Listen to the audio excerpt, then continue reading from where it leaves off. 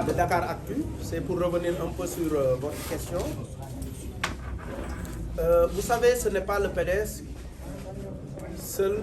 qui va à ces élections législatives. Le PDS est dans une coalition que vous connaissez bien, la grande coalition Wallou-Sénégal, et qu'aujourd'hui, nous sommes en train de travailler à adopter des stratégies gagnantes, conquérantes par rapport à ces élections législatives, et que toutes les formules à notre disposition, que nous pensions être utiles pour nous permettre d'atteindre nos objectifs, seront utilisées. Donc,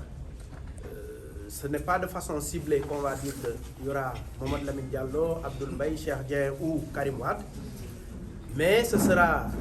des stratégies que nous allons mûrement étudier pour choisir les meilleures formules nous permettant d'atteindre nos objectifs. Je vous remercie. boo bëggee ma waxal la ko si wolof. dama ne du PDS kese moom mooy dem ci élection législative parce que dañu nekk ci coalition boo xam ne umpule wu leen ko muy la grande coalition wàllu Sénégal mu doon coalition boo xam ne aussi xëy na bi muy tàmbali ci niñ ko gisee ñu bëri xeeboon ko waaye bi mu génnee ci élection yi aussi boppam sëggul c'est-à-dire la tête haute la génn ci élection yi malgré toutes les difficultés yi nga xam ne ci élection yi ci point de presse bi jàll ñu woowoon leen leeraloon nañ ko maintenant nekkul ne fii la ñuy toog di wax ne lii la ñuy def parce que àggaguñ ci wala nii lañ koy jàppoo lii mooy sunu stratégie dañu jàpp ne li ñu commencé waxtaane depuis quelques semaines ca fas yéene ko continuer bëgg a am tous les éléments d'appréciation pour mën a xam quelles sont les meilleures stratégies buñ ca àggee danañ tàmm formule bi nga xam ne xëy na formule ba l'honorable député Mamadou Lamine Diallo lañ cey gis wala docteur Cheikh Dieng lañ cey gis wala le maire Daouda Niang lañ cey gis wala keneen lañ cey gis wala Karim Wade mi ngeen di wax lañ cey gis bu boobaa dara du leen ci ëpp waaye pour le moment daal ñun li ñu tënk fas yéene ko doxal ñu ngi ci xalaat ci anam yi mu ware pour que buñ ci tollee ba ane leen finalement lii la ñu def di ngeen xam ne lu ñu xalaate la lu ñu waxtaane la ba génnee ko lépp rek pour lu ñuy may ndam ci élection législative yi nga xam ne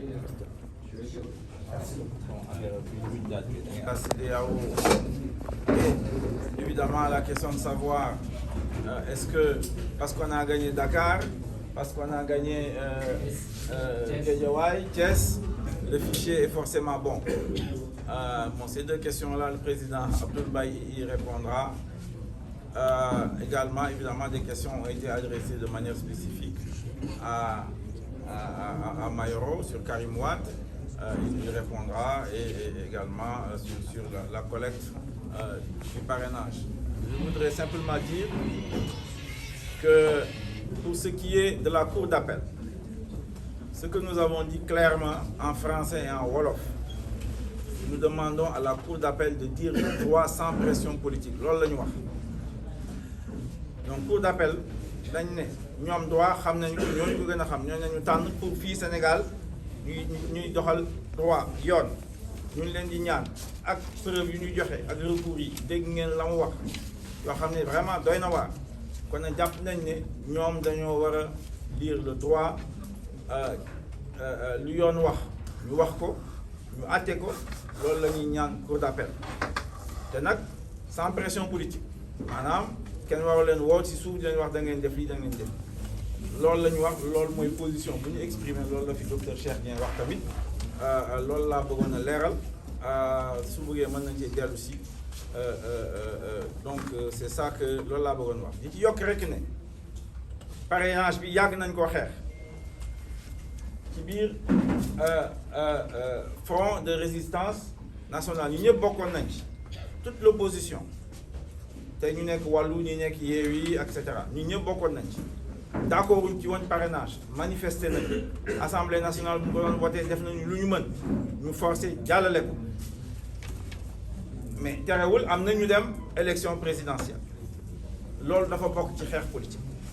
donc bëgg ngeen comprendre rek noonu loolu laa bëggoon a wax donc Premier ministre Abdoul Mbaye, je vous invite à répondre aux questions liées à la CEDEAO et au fichier. Ensuite nous donnerons la parole à Mayoro et ainsi qu'au docteur Cheikh Dieng s'il veut faire des précisions. Je vous remercie.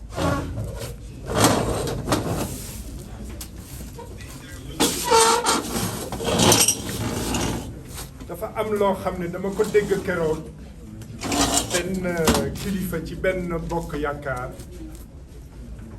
di tontu opposition ne waaw na ngeen nangu woon ngeen présidentielle ak parrainage lu tax ngeen koy bañ tey waaw bu fekkee ne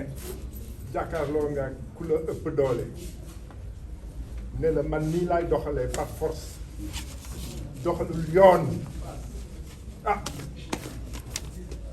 di nga ko mën a nangu waaye di nga ko xeex itam jëm ko fi jëlee loolu duñ ci génn parrainage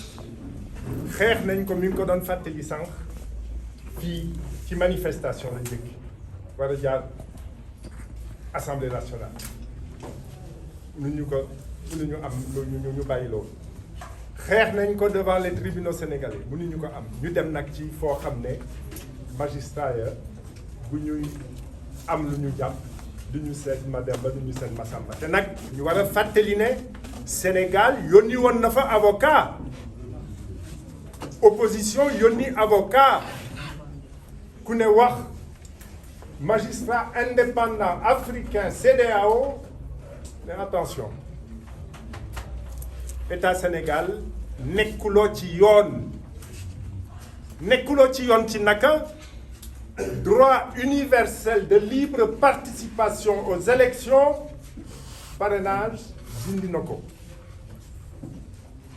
te muy droit de l'homme maanaam droit boo xam ne suñu constitution ñun Sénégal ci loolu la jëkkee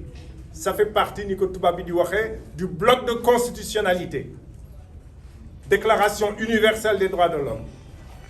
charte africaine des droits de l'homme et du peuple Macky Sall bàyyi loolu yépp jël li waaw loolu neen ko nangu dañ koy xeex di des di ko xeex te nangu ko ndax war a dund ndax xalaat ne am na wàll boo xam ne suñu wàll la ci defar Sénégal indi jàmm ci Sénégal dañ koy continuer di ko dox waaye nag dañ koy xeex ci naka am na ku posé question mais jiital ci lii ngeen am ci wàll nag adduna yépp xam ne Sénégal bi nga xam ne bii jàpp nañu ne démocratie la mais du benn démocratie ana démocratie booy violer un droit universel de droit de l'homme de participer librement aux élections ana loola ñeen war a bokk itam ni ñu ko waxee tey ci ñiy xamal adduna bi ne li xew feneen mën na fi xew ndax jaay doole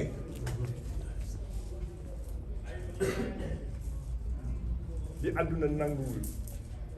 Afrique ñu ngi koy bañ léegi attention moo indi Guinée moo indi Mali moo indi Burkina Faso ñu toog rek jàpp ne Sénégal moom mucc na ba abadan de nañu doxal yoon teg lépp ci yoon muy dëgg du leneen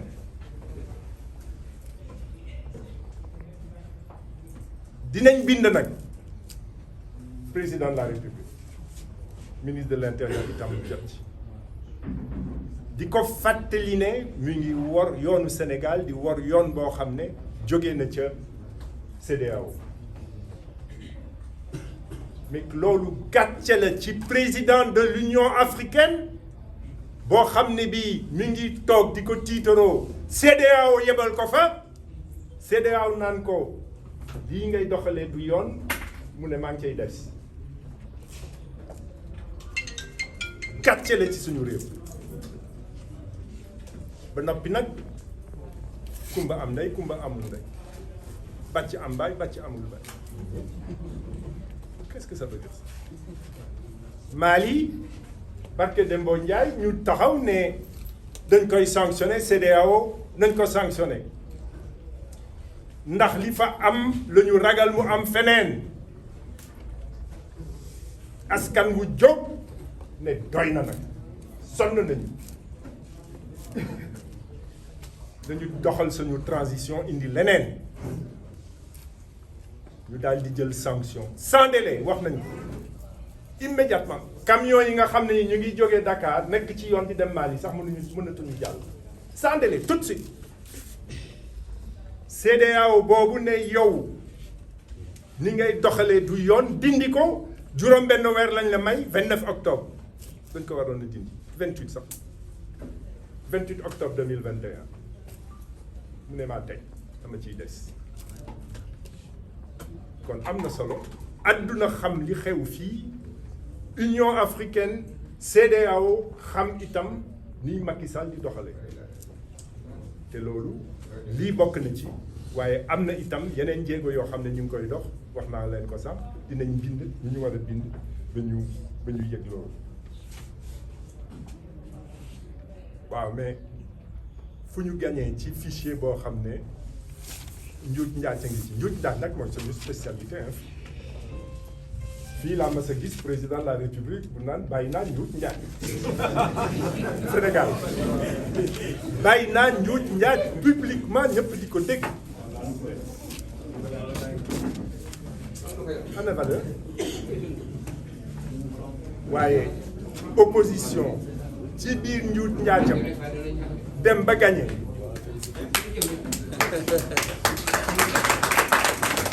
ñu wóor ba wóor bu lépp tegu woon ci yoon kenn du waxati Macky Sall te waxuma ko tey 2019 du toog ndax parrainage nañu jàpp ne ndegem dafa di loo xam ne kenn mënu ko jëf ni mu ko génnee kenn mënu ko jëf c'est pas possible inapplicable mënul ne lenn rek ay mbëbëtu parrainage muy génnee kii perteloo kële ma gagné fii ma gagné fële parrainage ñu ngi génn ci 2018 ndax bañoon deuxième tour te deuxième tour bu fi amoon fichier bu baax fichier bu bon day daan loolu rek la loolu rek la je crois que j'ai répondu aux questions. C'est bon.